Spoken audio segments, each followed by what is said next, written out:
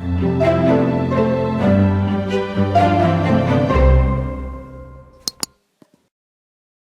information discussed in this PILCast episode are merely opinions and do not constitute formal policy or legal guidance of any kind. Hello, and welcome to another PILCast, the video blog where we talk about important federal procurement innovation concepts in 10 minutes or less. We guarantee it. I'm Sandra Oliver Schmidt with the Department of Homeland Security's Procurement Innovation Lab. And I am Tasha Wong, a contracting officer at Immigrations and Customs Enforcement. Now, in FY21, Tasha was part of a procurement team who was coached by the PIL because they used several innovative procurement techniques for the first time to award a DHS-wide multiple award blanket purchase agreements for background investigation services. But that's not the story we're here to talk about today. 1 year on from when that award was made, Tasha has continued to use and improve several innovative procurement techniques ever since, and we're going to talk about some of those today. So Tasha, thank you for joining. Let's get right to it. Ever since your experience with using those innovations, what are some things that you have now changed, some best practices you're now using with your procurements? Well, Sandra, I am so glad that you asked me that because there's so many things that have changed since we met together in 2021. The first thing that comes to mind is that when I do a procurement now, when I'm about to do a recompete, I get together with the program office and we come up with something together. We create our procurement strategy together. So that's the one thing that's changed since we met together in 2021. The second thing that comes to mind is I know when I met with the PIL and we did our PIL project, we did oral presentations and I fell in love with oral presentations and there were PowerPoint slides. But what we found was because we had 2 weeks worth of oral presentations, by the end, the PowerPoint presentations could be 50 pages, whereas in the beginning they were really short. So we try to find ways to make the oral presentations even better for us, for my team. And one of the things we tried, thanks to the PIL plug and play list of innovative ideas that you presented to me, was to try no slides, the oral presentations, no slides. We were kind of scared about doing no slides because you don't have something visual to look at, but it ended up being great. And another PIL technique that we tried was just giving the questions on the spot questions, right? So the vendors didn't have time to prepare. However, we did meet with industry and got some feedback, and it was determined that they needed some time to prepare for the questions. So we ended up providing the questions the day before. Wow, so that's a lot of different ways that you've already improved oral presentations. And now, were these virtual oral presentations without a PowerPoint slide? Is that what you were doing here? Yes, they were all via Teams without the PowerPoint slides. And we did let the contractors know in the RFQ that they weren't going to be able to provide slides. And we also made sure they knew in the RFQ that they weren't going to be able to provide any personnel that didn't work for their company. And the reason being is that we wanted to talk to the people at that company that were the SMEs, not their subcontractors, not their consultants, not their ringer sort of people. So we actually got to talk to the people with the company that actually represented the company and knew their vision for our requirements. So what did your evaluators think of that, not having PowerPoint slides to watch during that oral presentation? How did it go? I think we were all scared, right? Because PowerPoint presentations give you something to focus on, right? They also kind of give you notes. And without PowerPoint presentations, there was kind of a fear that we wouldn't be able to keep up with what was being said. But what we discovered was that without the PowerPoint presentations, we were more focused on what was being said, right? Because we had to document everything. And we have pages and pages of notes amongst all of the evaluators after just the 2-hour presentation.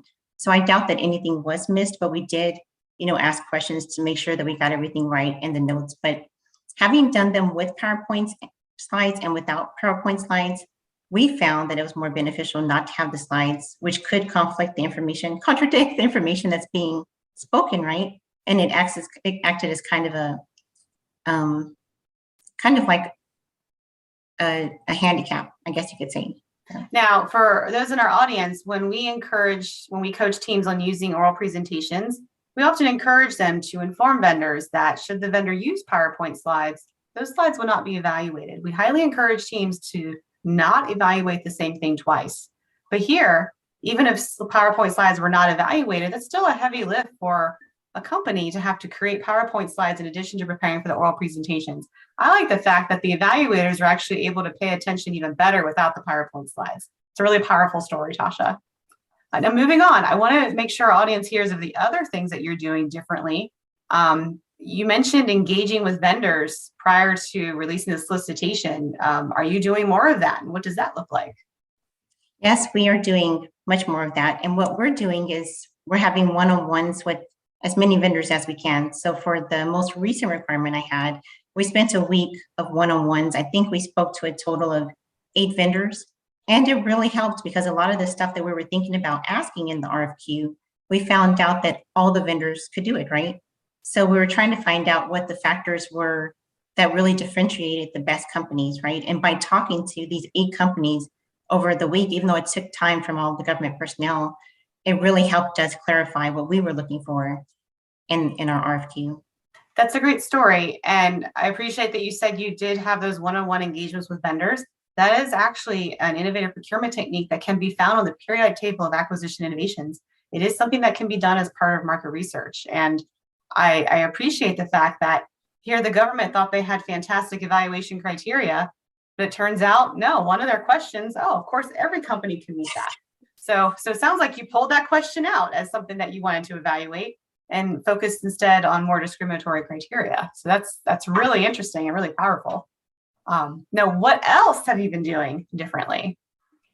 The other thing that we did, and it was because of PIL broadcast that we saw from your team, was I did for the first time a firm downselect. The reason being that there's always the recommendation to do the advisory downselect. It's a softer downselect. But what I liked about the firm downselect and why I wanted to try it after watching the PIL webinar was because it gave us the opportunity to provide immediate feedback to industry. So we sent the letters, the firm downselect letters on Friday. And by Monday, we met with all the vendors that were down selected and we talked to them and we told them why they didn't make it to phase 2. And they all really appreciate it. They appreciate that immediate communication as to what they did that prevented them from moving forward and it could make their company's proposals better in the future. So the firm downselect was another thing we tried because of the PIL webinars. It sounds like you use the firm downselect in conjunction with your robust communication with vendors. You probably talked to those vendors prior to releasing the solicitation anyway. Some relationships have probably already been established. So when they spoke to you during that brief explanation in the downselect, they trusted you, it sounds like. Yes. Awesome. What else have you been doing differently?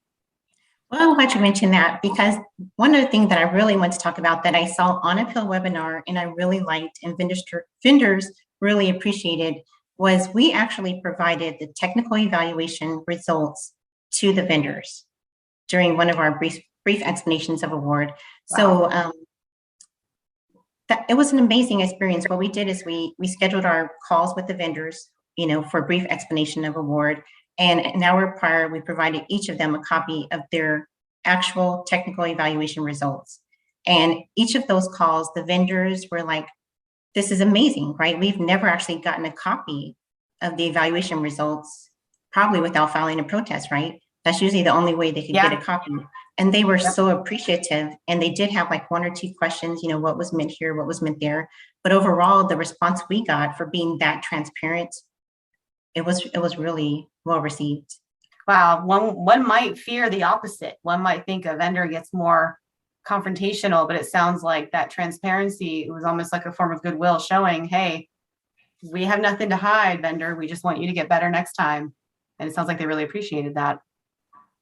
And that's all the time we have today. Thank you so much, Tasha, for joining us. And thank all of you for joining our PILCast. If you enjoyed this PILCast, please like, share, subscribe, and hit the notification bell and keep the comments coming. We'll see you next time. Bye-bye.